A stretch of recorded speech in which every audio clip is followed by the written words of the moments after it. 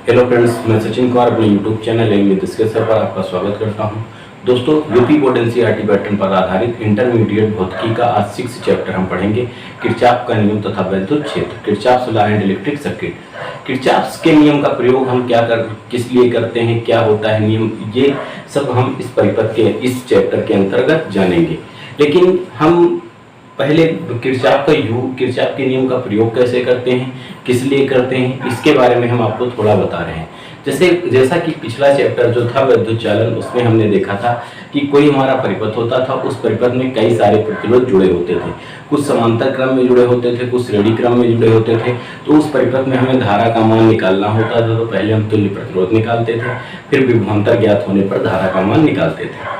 लेकिन किरचॉफ के नियम में क्या है, हमें न तो समांतर क्रम निकालना है, न श्रेणी क्रम निकालना है। केवल किरचॉफ के नियमों का प्रयोग करके कितना भी जटिल परिपथ हो, चाहे जितना जटिल परिपथ हो, उस परिपथ में हम किरचॉफ के नियम की सहायता से धारा का मान निकाल सकते हैं।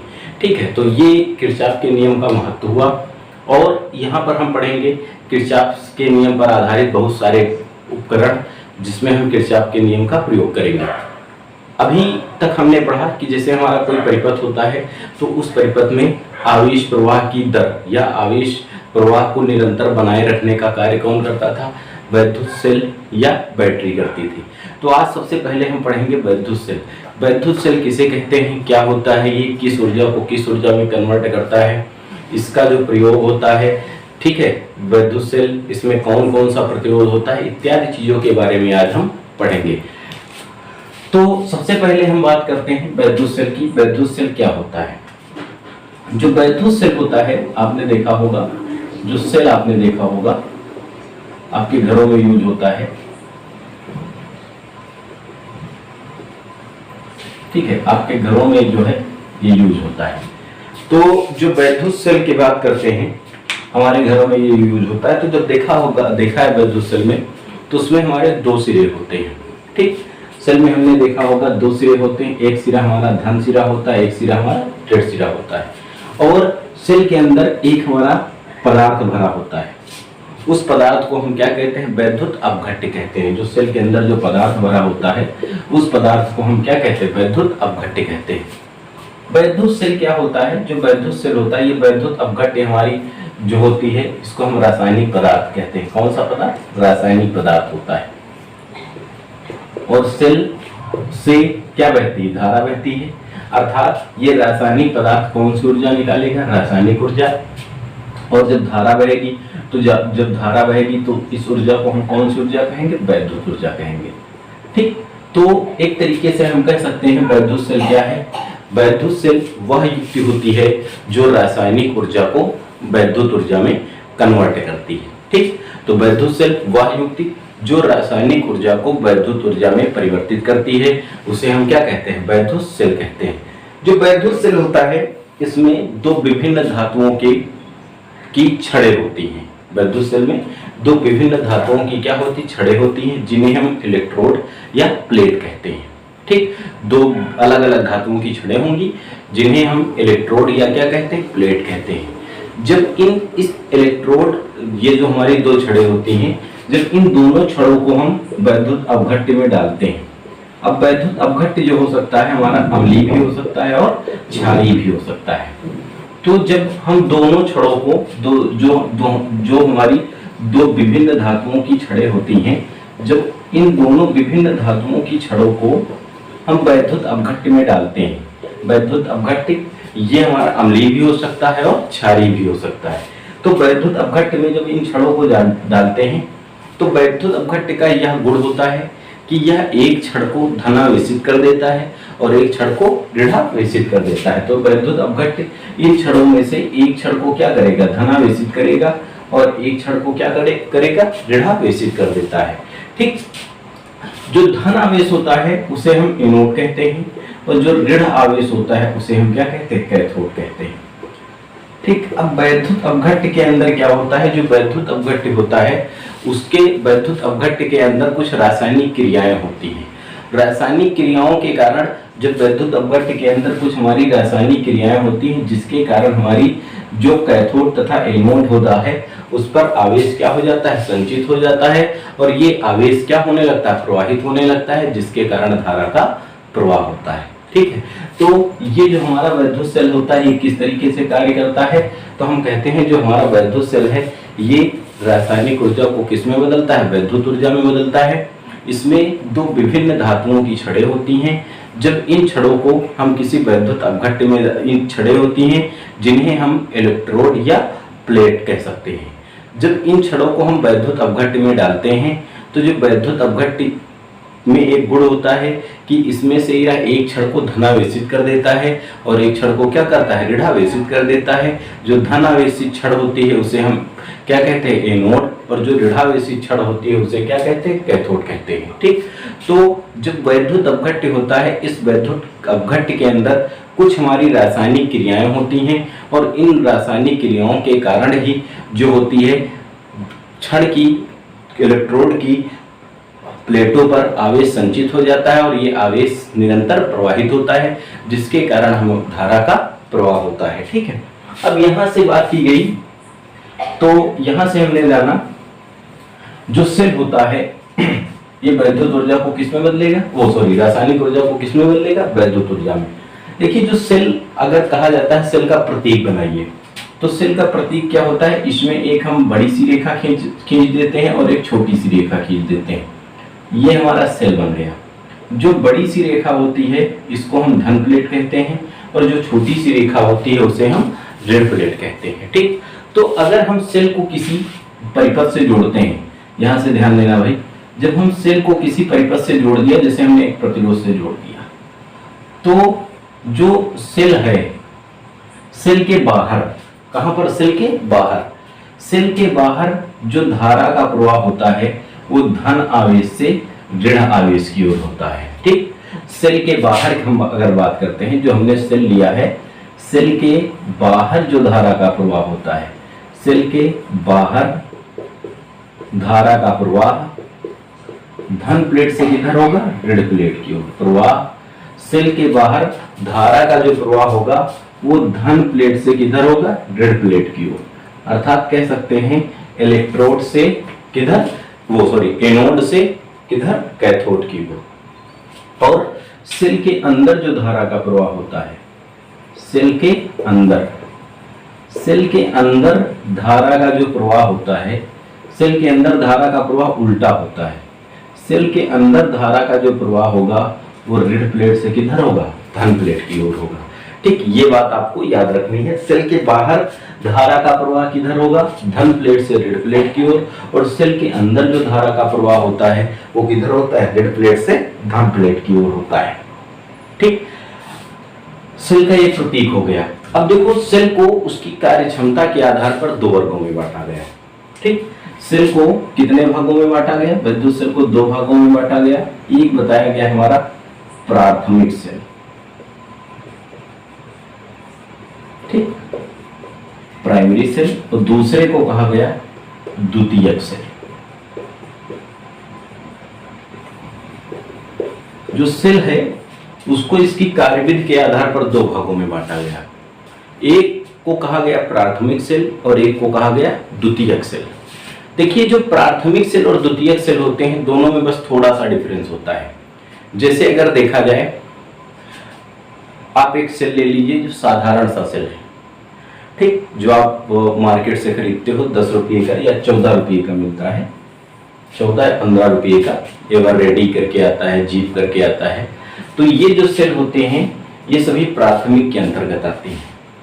ये आप मार्केट से खरीदते हो, उसके बाद इनको आप यूज कर लेते हो। जब ये निरावेशित हो जाते हैं तो इनका काम खत्म हो जाता है, अर्थात ये खराब हो जाते हैं। इनको हम पुनः आवेशित नहीं कर सकते हैं। अर्थात जो सेल एक बार निरावेशित हो जाएं और निरावेशित होने के पश्चात उनको हम आवेशित ना कर पाएं, तो वो जो सेल होते हैं वो सेल हमारे कौन से सेल कहलाते हैं, प्राथमिक सेल कहलाते हैं। ठीक, प्राथमिक सेल अगर एक बार जो सेल एक बार निरावेशित हो गया और निरावेशित होने के पश्चात उसको अगर हम पुनः आवेशित नहीं कर पाए, तो वो जो सेल होगा वो सेल किस सेल के अंतर्गत आएगा, प्राथमिक सेल के अंतर्गत आएगा। द्वितीयक सेल, जैसे साधारणतः आप मोबाइल की बैटरी ले लेते हो, मोबाइल की बैटरी है आपकी, वो आपकी क्या हो गई, डिस्चार्ज हो गई, निरावेशित हो गई। उसको आपने पुनः क्या किया, चार्ज कर लिया, ठीक। फिर वो कार्य करती रही, उसकी कार्य क्षमता उतनी रही। फिर अगर निरावेशित हो गई, फिर आपने उसको चार्ज कर लिया, उसकी कार्य क्षमता उतनी हो गई पहले जैसी, ठीक। तो द्वितीयक सेलें क्या हैं, जो निरावेशित हो जाती हैं, और निरावेशित हो जाने के बाद उनको हम पुनः क्या कर लेते हैं, आवेशित कर लेते हैं। वो सेलें हमारी किन सेलों के अंतर्गत आती हैं, द्वितीयक सेलों के अंतर्गत आती हैं, ठीक है। तो प्राथमिक सेलें क्या होंगी, वे सेलें जो एक बार निरावेशित हो जाने के पश्चात पुनः आवेशित नहीं की जा सकती हैं, वो सेलें हमारी प्राथमिक सेल कहलाती हैं। और जो द्वितीयक सेलें होती हैं, ये निरावेशित हो जाने के पश्चात पुनः क्या की जाती है, आवेशित की जा सकती है, ठीक। तो अब हम प्राथमिक सेल का ये गुण पढ़ लिए। अब इसमें देखिए, जो प्राथमिक सेल होता है, प्राथमिक सेल में जो रासायनिक ऊर्जा होती है, रासायनिक ऊर्जा, ठीक, ये किस में कन्वर्ट होगी, वैद्युत ऊर्जा में। रासायनिक ऊर्जा जो वैद्युत ऊर्जा में कन्वर्ट होगी, वो किस अभिक्रिया के द्वारा, अनुत्क्रमणीय अभिक्रिया के द्वारा।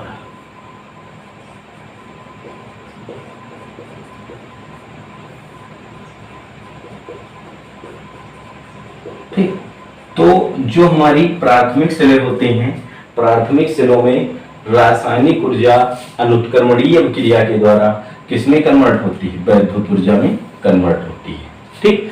अनुत्क्रमणीय का मतलब है कि रासायनिक से कन्वर्ट हो गई वैद्युत में। अब हम वैद्युत को पुनः रासायनिक में कन्वर्ट नहीं कर सकते हैं, ठीक। जो द्वितीयक सेलें होती हैं, द्वितीयक सेलों में क्या होगी, पहले जो रासायनिक ऊर्जा होगी वो वैद्युत में बदलेगी, रासायनिक बदलेगी विद्युत में, ठीक। फिर जो है विद्युत पुनः किस में बदलेगी, रासायनिक में। भाई पहले सेल में रासायनिक ऊर्जा थी, वो किस में बदल गई, विद्युत में बदल गई, ठीक। अब सेल आपका क्या हो गया, निरावेशित हो गया। जब निरावेशित हो गया, आप ले गए उसको विद्युत से चार्ज करने लगे, तो जो है विद्युत धारा से चार्ज करने लगे, तो उस सेल में कौन सी ऊर्जा संचित होगी, रासायनिक ऊर्जा, ठीक। तो जो द्वितीयक सेल होती है, द्वितीयक सेल में रासायनिक ऊर्जा विद्युत में बदलती है और विद्युत किस में बदलती है, रासायनिक में। अर्थात इस प्रोसेस को हम कहते हैं उत्क्रमणीय क्रिया। कौन सी क्रिया, उत्क्रमणीय क्रिया, ठीक है। अब यहां से हम इसकी परिभाषा दे सकते हैं पूरी बात। प्राथमिक सेलें वे सेलें जिनमें रासायनिक ऊर्जा अनुत्क्रमणीय अभिक्रिया द्वारा वैद्युत ऊर्जा में परिवर्तित होती हैं, प्राथमिक सेलें कहलाती हैं। इन सेलों के एक बार निरावेशित हो जाने के पश्चात इनको आवेशित नहीं किया जा सकता है। अगर आप किसी तरीके से इनको आवेशित कर भी लेते हैं तो इनकी कार्य क्षमता जो होती है वो क्या होती है, बहुत कम हो जाती है, अर्थात पहले जितनी थी उतनी कार्य क्षमता नहीं रह जाती है। द्वितीयक सेलें क्या होती हैं, वे सेलें जिनमें जो वैद्युत ऊर्जा होती है वो उत्क्रमणीय अभिक्रिया द्वारा, किस अभिक्रिया द्वारा, उत्क्रमणीय अभिक्रिया द्वारा, वो अर्थात वे सेल जिसमें जो रासायनिक ऊर्जा होती है वो उत्क्रमणीय अभिक्रिया द्वारा वैद्युत ऊर्जा में क्या होती है, परिवर्तित होती है, वो सेल हमारी द्वितीयक सेल कहलाती हैं। और द्वितीयक सेलों के एक बार निरावेशित हो जाने के पश्चात इन्हें पुनः क्या किया जा सकता है, आवेशित किया जा सकता है, ठीक। तो ये हमारी प्राथमिक सेल हो गई, ये द्वितीयक सेल। द्वितीयक सेल के अंतर्गत जैसे हमारी क्षारीय संचायक सेल हो गया, ठीक, सीसा संचायक सेल हो गया, ये सब द्वितीयक सेल आएंगे। इसमें डेनियल सेल, शुष्क सेल जो हम लोग खरीदते हैं मार्केट से, वो शुष्क सेल के अंतर्गत आते हैं। उसमें वैद्युत अपघट्य के रूप में कार्बनिक पदार्थ भरा होता है। शुष्क सेल, डेनियल सेल, लेक्लांसे सेल, ये सब जो सेल हैं एक बार निरावेशित हो जाने के पश्चात इनको हम आवेशित नहीं कर सकते हैं, ठीक। तो ये हमने पढ़ा सेल तथा सेल के प्रकार। सेल के जो मुख्य बात है आप ये याद रखेंगे, सेल के बाहर जो धारा का प्रवाह होता है वो धन आवेश से ऋण आवेश की ओर होता है, और सेल के अंदर जो धारा का प्रवाह होता है सेल के बाहर जो धारा का प्रवाह होता है वो धन आवेश से ऋण आवेश की ओर, और सेल के अंदर जो धारा का प्रवाह होता है वो ऋण आवेश से किधर होता है, धन आवेश की ओर होता है। ठीक, ये दो चीजें आप याद रखना, इसका यूज अभी आगे होगा। अगला टॉपिक हम पढ़ेंगे सेल का वैद्युत वाहक बल ईएमएफ। ई का मतलब मीन्स होता है electro, M means motive, F means force, electromotive force. ठीक, सेल का वैद्युत वाहक बल क्या होता है? जैसे हमारा कोई वैद्युत परिपथ होता है तो उस वैद्युत परिपथ में आवेश प्रवाह को निरंतर बनाए रखने के लिए, आवेश प्रवाह को निरंतर बनाए रखने के लिए सेल को क्या करना पड़ता है, कार्य करना पड़ता है। सेल को कार्य करना पड़ता है भाई, उसके अंदर जो वैद्युत अपघट्य होता है, वैद्युत अपघट्य के अंदर कुछ रासायनिक क्रियाएं होती हैं और वही रासायनिक क्रियाओं के कारण जो होती है वैद्युत ऊर्जा क्या होती है, मुक्त होती है। उन्हीं रासायनिक क्रियाओं के कारण वैद्युत ऊर्जा मुक्त होती है। तो सेल के परिपथ में धारा के प्रवाह को बनाए रखने के लिए किसे कार्य करना पड़ता है, सेल को ही कार्य करना पड़ता है। तो सेल का वैद्युत वाहक बल क्या होता है कि सेल के वैद्युत वाहक बल को हम ई से दर्शाते हैं। किससे दर्शाते हैं, ई। ई बराबर होता है W/Q0। सेल के वैद्युत वाहक बल को हम कैपिटल ई से दर्शाते हैं और कैपिटल ई बराबर होता है W/Q0, जहां W क्या है, आवेश को प्रवाहित करने में किया गया कार्य, और Q0 क्या है, वह आवेश जिसको सेल प्रवाहित करता है। तो सेल को आवेश को प्रवाहित करने में किया गया कार्य तथा आवेश की मात्रा का जो अनुपात होता है, वही अनुपात हमारा क्या कहलाता है, सेल का वैद्युत वाहक बल कहलाता है। ठीक, या दूसरे शब्दों में हम यहाँ से कह सकते हैं, यदि यहाँ से हम ले लें Q0 बराबर 1 कूलम, Q0 बराबर कितना ले लें, 1 कूलम, तो E बराबर हो जाएगा W के, E बराबर होगा W के, जहां E क्या है, सेल का वैद्युत वाहक बल, और W क्या है, ले जाने में किया गया कार्य। क्यों बराबर 1 कूलम, और 1 को हम परिभाषा देने के लिए हम क्या कहते हैं, एकांक। क्या कहते हैं, एकांक। अतः हम क्या कह सकते हैं, एकांक आवेश को संपूर्ण परिपथ में प्रवाहित करने में किया गया, सेल द्वारा किया गया कार्य, ये क्या कहलाता है, सेल का वैद्युत वाहक बल कहलाता है। एकांक आवेश को संपूर्ण परिपथ में प्रवाहित करने में सेल द्वारा जो किया गया कार्य होता है, वही क्या कहलाता है, सेल का वैद्युत वाहक बल कहलाता है। या दूसरे शब्दों में इसकी परिभाषा आप ऐसे भी कह सकते हो कि एकांक आवेश को सेल सहित संपूर्ण परिपथ में प्रवाहित करने में किया गया कार्य ही क्या कहलाता है, सेल का वैद्युत वाहक बल कहलाता है। और सेल का वैद्युत वाहक बल ई बराबर कितना हो जाता है, W/Q0। अगर हम सेल के वैद्युत वाहक बल की मात्रक की बात करते हैं तो मात्रक इसका क्या हो जाएगा, W है कार्य, कार्य का मात्रक जूल होता है, और Q0 आवेश है, आवेश का मात्रक कूलाम। तो जूल प्रति कूलाम, या इसे हम क्या कहते हैं, वोल्ट। ठीक, तो सेल का जो वैद्युत वाहक बल होता है, वैद्युत वाहक बल का मात्रक क्या होता है, जूल प्रति कूलाम या वोल्ट होता है। ठीक, तो सेल का वैद्युत वाहक बल एकांक आवेश को संपूर्ण परिपथ में प्रवाहित करने में सेल द्वारा किया गया कार्य, ये क्या कहलाता है, सेल का वैद्युत वाहक बल कहलाता है। ठीक, इसी प्रकार इसी में एक हमारा होता है टर्मिनल, टर्मिनल विभवांतर।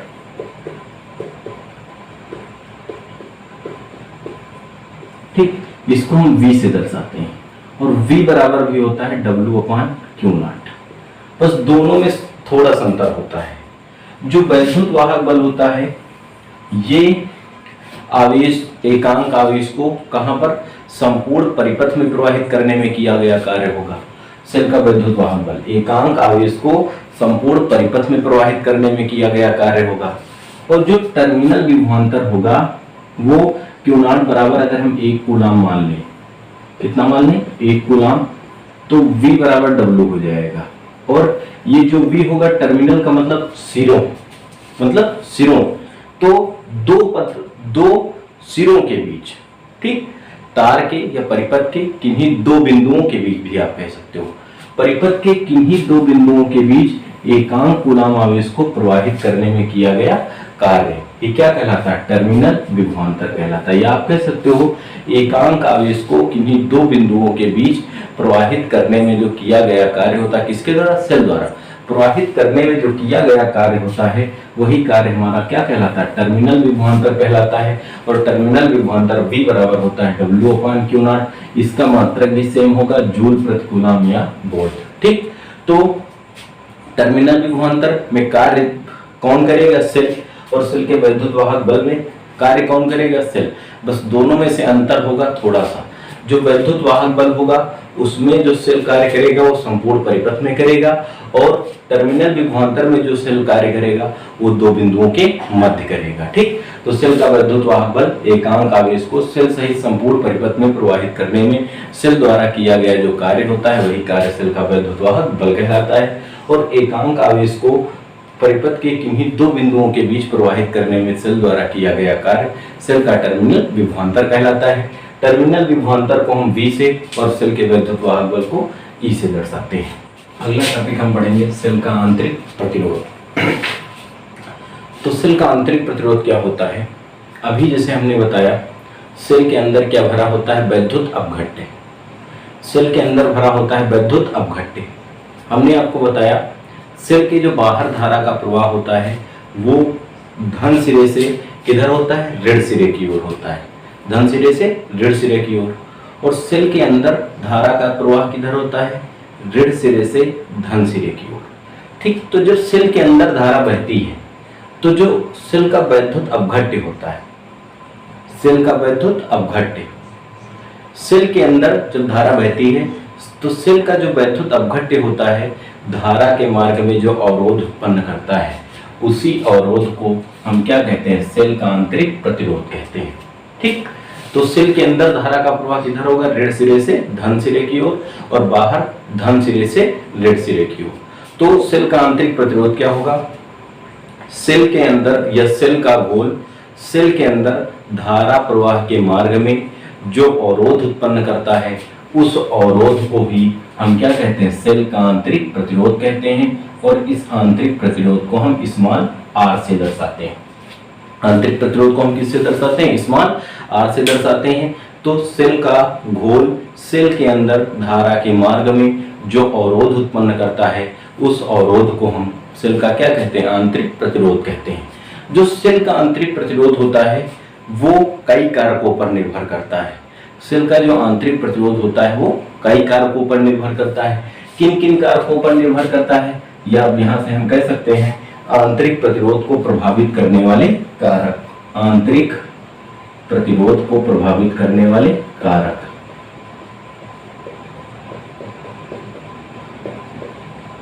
आंतरिक प्रतिरोध को प्रभावित करने वाले कारक, ये बहुत बार क्वेश्चन पूछा जाता है 1 नंबर में कि सेल के आंतरिक प्रतिरोध को कौन कौन से कारक प्रभावित करते हैं। तो सबसे पहली बात करते हैं वैद्युत अपघट्य की सांद्रता। ठीक, वैद्युत अपघट्य की सांद्रता। जो वैद्युत अपघट्य की सांद्रता होती है वो सेल के आंतरिक प्रतिरोध के अनुक्रमानुपाती होती है। ठीक, जो वैद्युत अपघट्य की जो सांद्रता होती है वो सेल के आंतरिक प्रतिरोध के अनुक्रमानुपाती होती है। अनुक्रमानुपाती होने का मतलब है कि वैद्युत अपघट्य की सांद्रता अर्थात श्यानता, गाढ़ापन जितना ज्यादा होगा सेल का आंतरिक प्रतिरोध उतना ही क्या होगा, ज्यादा होगा। क्यों ज्यादा होगा, अगर वैद्युत अपघट्य की सांद्रता अर्थात गाढ़ापन जितना अधिक होगा तो उसमें इलेक्ट्रॉन को ऋण सिरे से धन सिरे से, तो उसमें आवेश वाहकों को गति करने में क्या होगी, कठिनाई होगी। ठीक, और अगर आवेश वाहकों को गति करने में क्या होगी, कठिनाई होगी, तो प्रतिरोध क्या होता है, बढ़ जाता है। ठीक, तो सबसे पहली बात जो है वैद्युत अपघट्य की जो सांद्रता होती है वो सेल के आंतरिक प्रतिरोध को क्या करती, प्रभावित करती है। वैद्युत अपघट्य की सांद्रता बढ़ने पर सेल का जो आंतरिक प्रतिरोध होता है वो बढ़ जाता है। दूसरी बात हम करते हैं इलेक्ट्रोडों के बीच की दूरी या प्लेटों के बीच की दूरी, प्लेटों के बीच की दूरी। ठीक, दूसरी बात हो गई प्लेटों के बीच की दूरी। तो जो सेल की का आंतरिक प्रतिरोध होता है वो प्लेटों के बीच की दूरी के अनुक्रमानुपाती होता है। ऊपर वाला भी अनुक्रमानुपाती होगा, सांद्रता भी अनुक्रमानुपाती होती है और दूरी भी जो होती है वो क्या होती है, अनुक्रमानुपाती होती है। ठीक भाई, देखो प्लेटों के बीच की दूरी के अनुक्रमानुपाती होती है, अर्थात एनोड और कैथोड के बीच की दूरी जितनी अधिक होगी सेल का आंतरिक प्रतिरोध उतना ही अधिक होगा। भाई जब दूरी अधिक होगी तो आवेश वाहकों को गति करने में क्या होगी, अधिक दूरी तय करनी पड़ेगी, जिसके कारण जो अवरोध होगा अर्थात अपघट्य अवरोध ज्यादा बढ़ाएगा, जिसके कारण प्रतिरोध क्या होगा, घट जाएगा, बढ़ जाएगा। ठीक, तो प्लेटों के बीच की दूरी के जो सेल का आंतरिक प्रतिरोध होता है वो प्लेटों के बीच की दूरी के क्या होता है, अनुक्रमानुपाती होता है, अर्थात प्लेटों के बीच की दूरी जब बढ़ती है तो सेल का आंतरिक प्रतिरोध बढ़ जाता है। ठीक, नेक्स्ट कंडीशन में थर्ड बात जो है, सेल का जो आंतरिक प्रतिरोध होता है वैद्युत अपघट्य में डूबी प्लेटों के क्षेत्रफल के व्युत्क्रमानुपाती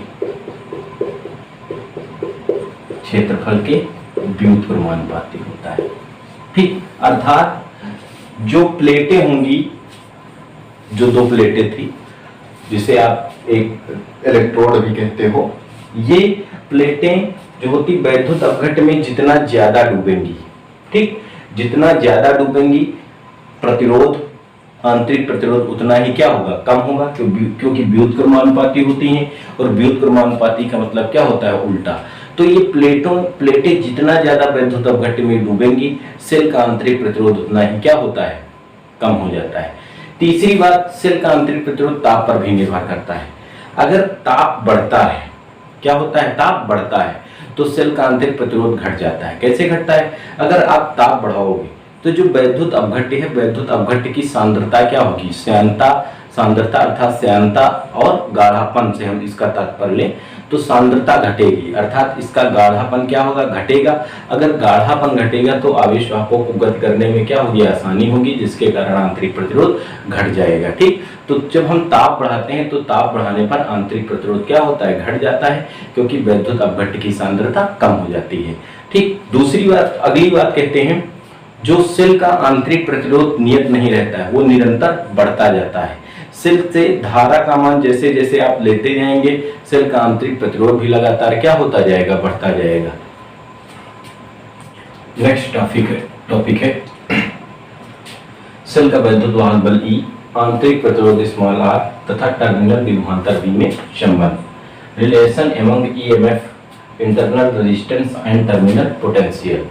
ठीक, तो हमें एक सेल के वैद्युत वाहक बल E, आंतरिक प्रतिरोध स्मॉल r और टर्मिनल विभवांतर V में संबंध निकालना है। ये जो है बहुत ही इंपॉर्टेंट टॉपिक है। इससे संबंधित आपको एक क्वेश्चन या तो बोर्ड एग्जाम में मिलेगा या जो है बोर्ड एग्जाम के बाद, इंटरमीडिएट परीक्षा उत्तीर्ण करने के बाद कोई भी आप कंपटीशन एग्जाम देंगे तो उसमें भी आपको इससे संबंधित एक क्वेश्चन मिल सकता है। इस क्वेश्चन को आप ध्यान से देखेंगे और समझेंगे। कह रहा है सेल के वैद्युत वाहक बल E, आंतरिक प्रतिरोध स्मॉल r तथा टर्मिनल विभवांतर V में संबंध। तो देखिए, जो कोई परिपथ होता है तो उस परिपथ में धारा को मापने के लिए हम अमीटर का प्रयोग करते हैं। परिपथ में धारा को मापने के लिए किसका प्रयोग किया जाता है, अमीटर का प्रयोग किया जाता है। और जो अमीटर होता है उसे हम परिपथ के साथ सदैव श्रेणी क्रम में जोड़ते हैं। अमीटर को हम परिपथ के साथ सदैव किस क्रम में जोड़ते हैं, श्रेणी क्रम में जोड़ते हैं।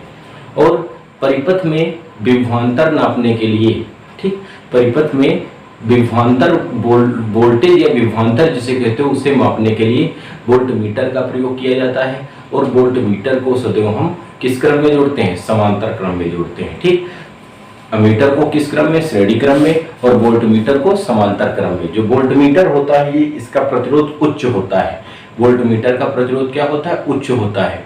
और जो अमीटर होता है उसका प्रतिरोध निम्न होता है। ठीक है, तो हम फिगर एक बनाते हैं। इसमें एक हमारा सेल है, ये जो हो गया, ये हमारा एक सेल हो गया।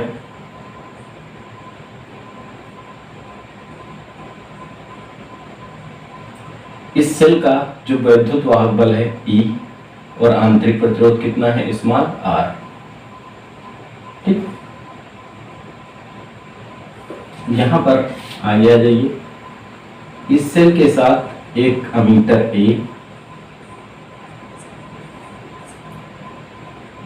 बाह्य प्रतिरोध कैपिटल आर तथा एक कुंजी के को इसके साथ श्रेणी क्रम में जोड़ा गया है। ध्यान देना भाई, श्रेणी क्रम का परिपथ कैसा हो जाएगा। यहाँ पर देखिए ये सेल है, सेल का एक धन वाला सिरा आया, धन वाला सिरा जो है अमीटर ए के साथ के एक सिरे से जुड़ा है। अमीटर ए का दूसरा सिरा प्रतिरोध आर के पहले सिरे से जुड़ा है। प्रतिरोध आर का जो दूसरा सिरा है कुंजी के पहले सिरे से जुड़ा है।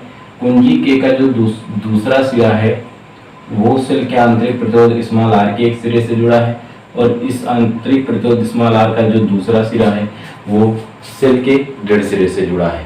तो ये पूरा परिपथ किस क्रम में आएगा, श्रेणी क्रम में आएगा। ठीक, इसके साथ हमें एक वोल्ट मीटर है, इसका प्रयोग किस लिए किया जाता है, विभवांतर को नापने के लिए। एक वोल्ट मीटर वी को किस क्रम में जोड़ा गया है, समांतर क्रम में जोड़ा गया है। ठीक, अब देखिए यहाँ पर जब हम इसमें कुंजी लगाएंगे, इसमें हम कुंजी लगाएंगे तभी धारा का प्रवाह होगा। ठीक, अभी इसके बीच वायु है, यहाँ पर देखिए खाली स्थान है, तो इसके बीच क्या है, वायु। वायु विद्युत की क्या होती है, कुचालक होती है, इसलिए इसमें धारा का प्रवाह नहीं हो रहा है। जैसे हम इसमें कुंजी लगाएंगे तो कुंजी लगाने पर इसके बीच की वायु निकल जाएगी, और जो कुंजी होगी वो दोनों तारों को स्पर्श करने लगती है, और परिपथ क्या हो जाता है, पूर्ण हो जाता है, और धारा का प्रवाह आरंभ हो जाता है। ठीक, तो सबसे पहले हम यहाँ से निकाल लेते हैं, ध्यान देना, सेल का कुल प्रतिरोध। तो यहाँ पर दो प्रतिरोध है, एक सेल का हमारा आंतरिक प्रतिरोध है स्मॉल आर, और एक सेल का हमारा कौन सा प्रतिरोध है, बाह्य प्रतिरोध कैपिटल आर। ये दोनों देखा जाए तो किस क्रम में जुड़े हैं, हमने कहा था श्रेणी क्रम में जुड़े हैं। देखिए कैसे, ये आया कैपिटल आर का एक सिरा कुंजी से, कुंजी का दूसरा सिरा स्मॉल आर से, स्मॉल आर का दूसरा सिरा सेल के दूसरे सिरे से जुड़ा है। तो यहां से अगर बात की जाए तो जो सेल का कुल प्रतिरोध हो जाएगा, कुल प्रतिरोध हो जाएगा बाह्य प्रतिरोध प्लस आंतरिक प्रतिरोध। तो यहां से हम निकाल लें सेल का कुल प्रतिरोध, सेल का कुल प्रतिरोध बराबर सेल का कुल प्रतिरोध। हमने अमीटर का प्रतिरोध नगण्य माना है तब। ठीक, सेल का कुल प्रतिरोध बराबर हो जाएगा बाह्य प्रतिरोध प्लस आंतरिक प्रतिरोध। ठीक, तो सेल का कुल प्रतिरोध, बाह्य प्रतिरोध कितना, कैपिटल आर, और आंतरिक प्रतिरोध कितना, स्मॉल आर। सेल का कुल जो प्रतिरोध हो गया वो capital R plus small R हो गया, जहाँ कैपिटल आर बाह्य प्रतिरोध और स्मॉल आर आंतरिक प्रतिरोध हो गया। ठीक, अब जब हम यहाँ से कुंजी के को लगाएंगे तो कुंजी के लगाने पर परिपथ में धारा का क्या होगा, प्रवाह होगा। कुंजी के लगाने पर परिपथ में प्रवाहित धारा बराबर कुंजी के लगाने पर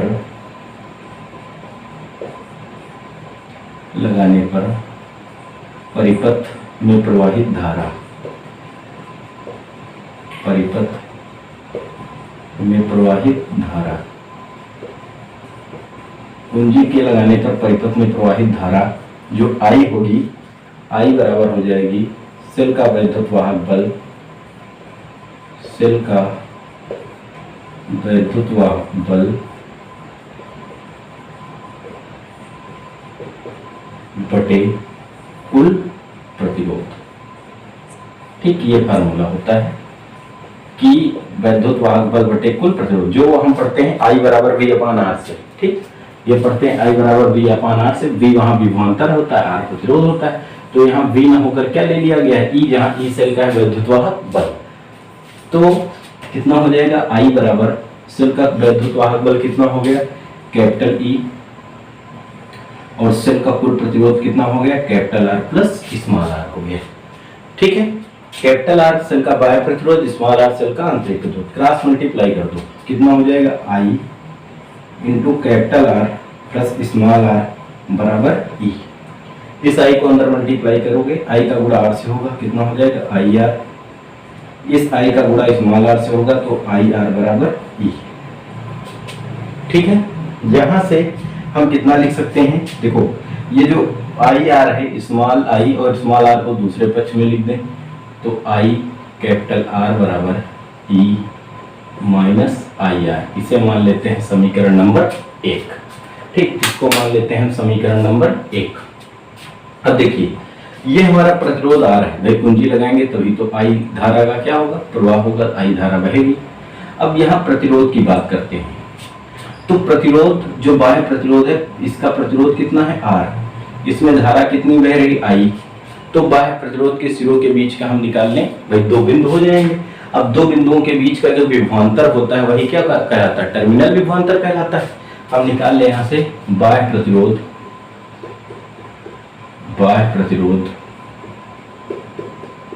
कैपिटल आर के सिरों के बीच का विभवांतर।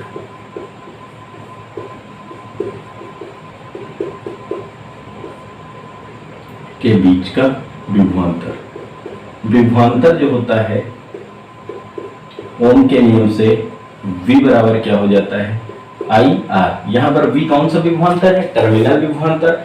I हो जाएगी बहने वाली धारा और R हो जाएगा सेल का बाह्य प्रतिरोध। V का मान उठा के समीकरण 1 में रख दो, V का मान समीकरण 1 में रखने पर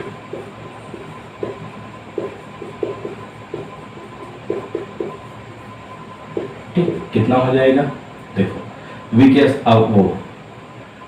आई आर का मान, आई आर या ऐसे लिख सकते हैं समीकरण 1 से, इसलिए समीकरण 1 से देखो आई आर के स्थान पर कितना लिख सकते हैं, V बराबर E minus I R. V क्या हो जाएगा, टर्मिनल विभवांतर, E होगा सेल का वैद्युत वाहक बल, I हो जाएगा सेल में बहने वाली धारा, स्मॉल r हो जाएगा सेल का आंतरिक प्रतिरोध। तो ये हमारा टर्मिनल वैद्युत वाहक बल आंतरिक प्रतिरोध में क्या हो गया, संबंध हो गया। ठीक, लेकिन यहीं से एक क्वेश्चन और पूछा जाता है भाई,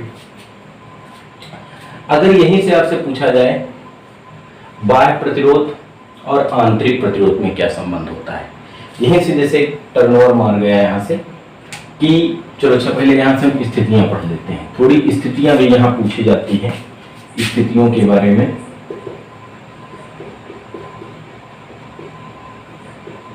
स्थितियां पूछी गई।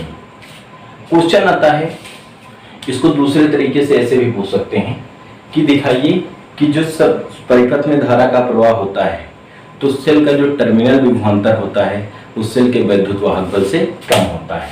तो ये यही प्रूव करना है, V बराबर E minus I R. V क्या है, टर्मिनल विभवांतर, E सेल का वैद्युत वाहक बल, I बहने वाली धारा, R सेल का आंतरिक प्रतिरोध। जब धारा बह रही है तो देखेंगे V का जो मान प्राप्त होगा वो E से कुछ घटकर प्राप्त होगा। जब E से कुछ घटेगा तो आपको किसका मान प्राप्त होगा, V का। तो बताइए E बड़ा होगा कि V बड़ा होगा, तो इस परिस्थिति में E बड़ा होगा और V क्या होगा, छोटा होगा। ठीक भैया, जैसे नहीं समझिए, जैसे हमने E का मान लिया 8, I का मान लिया 2, स्मॉल r का मान लिया कितना 1, तो इसमें हम वैल्यू रख दें तो V का मान कितना प्राप्त हो जाएगा, V का मान E के स्थान पर 8, I के स्थान पर 2 और R के स्थान पर 1, तो V का मान कितना प्राप्त होगा 6, E का मान कितना प्राप्त हुआ है 8, तो 8 बड़ा है और 6 क्या है, छोटा है। ये किस परिस्थिति में है, जब सेल का वैद्युत वाहक बल अधिक है और वो जब सेल में क्या बह रही, धारा बह रही है, तो उस परिस्थिति में सेल का टर्मिनल विभवांतर अधिक होता है और जब सेल धारा देता है तो इस परिस्थिति में जो सेल का वैद्युत वाहक बल होता है वो अधिक होता है और टर्मिनल विभवांतर कम होता है। तो फर्स्ट कंडीशन ये हो गई। सेकेंड कंडीशन में जैसे क्वेश्चन पूछा जाए कि किस परिस्थिति में जो सेल का टर्मिनल विभवांतर होता है वो सेल के वैद्युत वाहक बल के बराबर होता है। यदि I बराबर हो जाए 0, I बराबर 0 कब होगा, जब परिपथ में धारा का प्रवाह नहीं होगा। तो उस कंडीशन में I बराबर 0, तो हम देखो कितना लिख सकते हैं, V बराबर E माइनस I के स्थान पर 0 इंटू R, तो ये 0 हो जाएगा। V बराबर कितना होगा, E। किस परिस्थिति में सेल का टर्मिनल विभवांतर वैद्युत सेल के वैद्युत वाहक बल के बराबर होता है? जब परिपथ में धारा का प्रवाह नहीं होता है, तो उस परिस्थिति में जो सेल का टर्मिनल विभवांतर होता है वो सेल के वैद्युत वाहक बल के बराबर हो जाता है। ठीक, एक थर्ड कंडीशन आती है कि किस परिस्थिति में जो सेल होता है, सेल का टर्मिनल विभवांतर जो होता है वो सेल V, वो सेल के वैद्युत वाहक बल E से अधिक होता है। तो देखिए, जैसे ये हमारा सेल है, हमने आपको बताया था सेल के बाहर जो धारा का प्रवाह होता है वो धन सिरे से ऋण की ओर होता है, और सेल के अंदर जो धारा का प्रवाह होता है वो ऋण सिरे से धन सिरे की ओर होता है। तो अगर सेल आपका क्या है, निरावेशित हो रहा है, हमने क्या किया, इस सेल को आवेशित करने के लिए किसी बाह्य परिपथ से जोड़ दिया। जैसे कभी कभी आप देखते नहीं हो कि मोबाइल की बैटरी आपकी डाउन हो रही है, आप कोई कार्य कर रहे हो तो इस मोबाइल को आप चार्जिंग पर भी लगा देते हो और इधर कार्य भी करते रहते हो। अर्थात क्या किया गया, बैटरी को आवेशित करने के लिए किसी बाह्य परिपथ से जोड़ दिया गया। ठीक, तो जब आप बैटरी को आवेशित करने के लिए किसी बाह्य स्रोत से जोड़ देते हो तो उस परिस्थिति में क्या होता है, सेल के अंदर भी धारा का जो प्रवाह होता है वो धन सिरे से ऋण सिरे की ओर होने लगता है, उल्टा होने लगता है सेल के अंदर। पहले कैसे होता था, जब वो उसको हम किसी से नहीं जोड़ते थे, तब मतलब आवेशित करने के लिए नहीं जोड़ा जाता था, तो सेल के अंदर धारा का प्रवाह होता था ऋण से धन की ओर और बाहर धन से ऋण की ओर। लेकिन जब हम सेल को आवेशित करने के लिए किसी बाह्य स्रोत से जोड़ देंगे तो सेल के अंदर और बाहर दोनों पर धारा, दोनों स्थानों पर जो धारा का प्रवाह होगा वो किधर होगा, धन सिरे से ऋण सिरे की ओर। उस कंडीशन में जो I होगी, I के स्थान पर हम कितना रखेंगे, माइनस I के स्थान पर कितना रखेंगे, माइनस I रखेंगे, तो कितना हो जाएगा, V बराबर E, और I के स्थान पर हम माइनस I रखेंगे तो माइनस I और R, ये माइनस माइनस प्लस, तो V बराबर हो जाएगा E प्लस IR।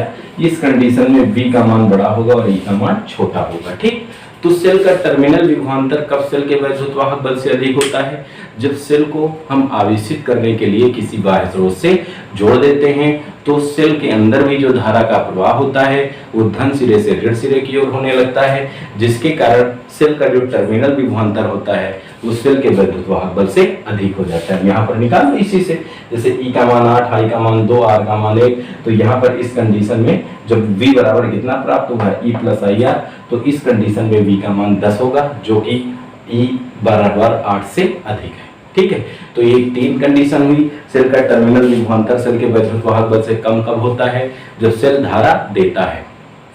ठीक, सेल का टर्मिनल विभवांतर वैद्युत वाहक बल के बराबर कब होता है, जब सेल परिपथ में धारा का प्रवाह नहीं होता है, अर्थात सेल धारा नहीं देता है। थर्ड कंडीशन, सेल का टर्मिनल विभवांतर अधिक कब होता है वैद्युत वाहक बल से, जब सेल को हम आवेशित करने के लिए किसी बाह्य परिपथ से जोड़ देते हैं तो सेल के अंदर भी धारा का प्रवाह धन सिरे से ऋण सिरे की ओर होने लगता है। इस परिस्थिति में सेल का टर्मिनल विभवांतर जो होता है सेल के वैद्युत वाहक बल से अधिक हो जाता है। ठीक, अगर यहीं से पूछा जाए कि सेल के बाह्य प्रतिरोध और आंतरिक प्रतिरोध में क्या संबंध होता है, यहीं से पूछा जाए सेल के बाह्य प्रतिरोध तथा आंतरिक प्रतिरोध में संबंध बताइए, तो हम यहीं से देखो इसको थोड़ा और भी सॉल्व कर सकते हैं। जैसे ये हमारा नंबर 1 था, इसको समीकरण नंबर 2 मान लेते, तो इसको थोड़ा हम सॉल्व करते। यहाँ से अगर हम स्मॉल r का मान निकालते तो देखिए ये IR इधर माइनस में इधर आता, प्लस में IR बराबर E, और ये V इधर प्लस में उधर जाएगा माइनस में। इसको इतना लिख सकते हैं, IR बराबर हम लिख सकते हैं E माइनस V। ठीक, यहाँ से अगर हम स्मॉल r की वैल्यू निकालते हैं तो स्मॉल r बराबर कितना आ जाता है, E माइनस V अपान पूरे का बटा I लिख सकते हैं। ठीक, इसको अगर हम अलग अलग करें, क्या करें, इसको हम अलग अलग कर दें, देखो भाई इतना लिखा जा सकता है। ठीक, या R बराबर, एक बात ध्यान देना, इसको हम क्या करें, 1 अपान I। ठीक, तो ब्रैकेट में E माइनस V लिख सकते हैं। देखो R बराबर 1 अपान I, इसमें हम v से गुणा कर दें और v से भाग कर दें, माइनस v से गुणा किया, v से भाग किया, इसके मान में कोई परिवर्तन नहीं होगा, ई था ई आ जाएगा। अब इन दोनों में कुछ कॉमन है, क्या कॉमन है? v ले लिया कॉमन, तो r बराबर v कॉमन आ जाएगा, ये हो जाएगा v अपान आई, यहाँ से कितना बचेगा e और बटेगा v, क्योंकि ये जो v था वो कॉमन होकर बाहर आ गया, यहाँ पर कितना बचेगा 1। समीकरण 2 से v अपान आई के स्थान पर कितना लिख सकते हैं? r। समीकरण 2 से स्मॉल r बराबर v अपान आई के स्थान पर कैपिटल R, और ये हो जाएगा e minus v, e upon v minus 1। Small r cell का आंतरिक प्रतिरोध, कैपिटल R सेल का बाह्य प्रतिरोध, e सेल का वैद्युत वाहक बल, और v हो जाएगा सेल का टर्मिनल विभवांतर। अगर आपको ये पूछे सेल के आंतरिक प्रतिरोध, बाह्य प्रतिरोध, वैद्युत वाहक बल में संबंध स्थापित कीजिए, तो आप ये स्थापित कर सकते हैं।